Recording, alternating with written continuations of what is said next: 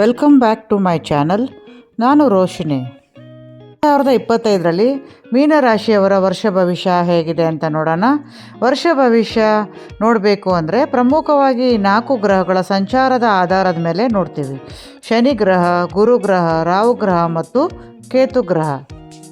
March 29, 2025ರಲ್ಲಿ Shani ಗ್ರಹ ಮೀನರಾಶಿಗೆ ಸಂಚಾರ ಆಗೋದ್ರಿಂದ ನಿಮಗೆ ಜನ್ಮ ಶನಿ ಆರಂಭ ಆಗುತ್ತೆ. ಇದು ಒಂದು ರೀತಿಯ ಪರೀಕ್ಷೆಯ ಸಮಯ. ಧಾರ್ಮಿಕವಾಗಿ ಇದ್ದು ಯಾರಿಗೆ ತೊಂದರೆ ಮಾಡದೇ ಇದ್ದರೆ ಶನಿ ದೇವರು ಯಾವ ತೊಂದರೆನೂ ಮಾಡುವುದಿಲ್ಲ. ಶನಿ ಗ್ರಹ ನಿಮ್ಮ ಜನ್ಮ ರಾಶಿಯಲ್ಲಿ ಸಂಚಾರ ಆಗುವುದರಿಂದ ಯಾವ ರೀತಿಯ ಫಲಪ್ರಾಪ್ತಿ ಆಗುತ್ತೆ ಅಂತ ನೋಡೋಣ. ಆಹಾರ ವಿಚಾರದಲ್ಲಿ ಒಂದಿಷ್ಟು ಅತ್ಯಂತ ಜೋಪಾನವಾಗಿರಬೇಕಾಗುತ್ತೆ. ಯಾವುದೇ ರೀತಿಯಾದ ತಪ್ಪುಗಳನ್ನು ಮಾಡಬೇಡಿ. ಗುರುಗ್ರಹ ಮೇ ತಿಂಗಳಲ್ಲಿ ಚತುರ್ಥ ಭಾವದಲ್ಲಿ ಸಂಚಾರ ಆಗುವುದರಿಂದ ವಿದ್ಯಾರ್ಥಿಗಳು ಓದಿನ ಕಡೆ ಅತಿ ಹೆಚ್ಚು ಗಮನವನ್ನು ಕೊಡಬೇಕಾಗುತ್ತೆ. ಹಣಕಾಸಿನ ವಿಚಾರ ಹೇಳಬೇಕು ಅಂದರೆ ಈ ವರ್ಷದಲ್ಲಿ ತುಂಬ ಹೆಚ್ಚು ಖರ್ಚಾಗುತ್ತೆ. ಹಾಗಾಗಿ ಸ್ವಲ್ಪ ಜೋಪಾನವಾಗಿರಬೇಕಾಗತ್ತೆ.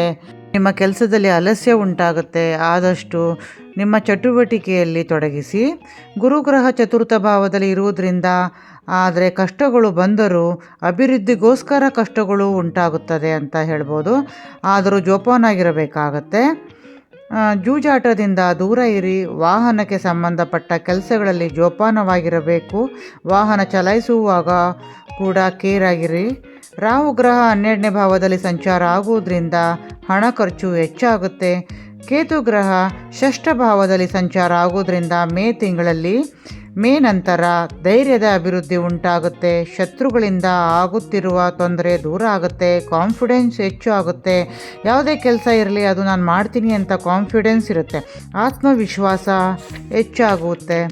ಮೀನರಾಶಿಯವರು ಏನು ಪರಿಹಾರ ಮಾಡಿದರೆ ಒಳ್ಳೆಯದು ಅಂತ ಹೇಳಿದ್ರೆ, ನೀವು ಆದಷ್ಟು ದತ್ತಾತ್ರೇಯ ಸ್ವಾಮಿಯ ಆರಾಧನೆಯನ್ನು ಮಾಡಿ.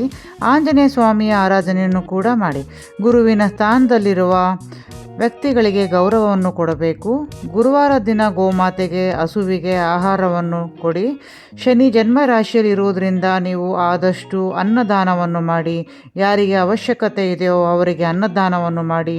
ಇದು ಮಾಡುವುದರಿಂದ ಶನಿಗ್ರಹದಿಂದ ಯಾವುದೇ ರೀತಿಯ ಸಮಸ್ಯೆ ಬರುವುದಿಲ್ಲ.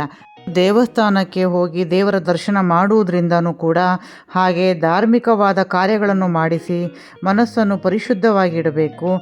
ಇದೆಲ್ಲ ಪರಿಹಾರ ಮಾಡಿದರೆ ಈ ವರ್ಷದಲ್ಲಿ ಯಾವುದೇ ತೊಂದರೆ ಬರುವುದಿಲ್ಲ.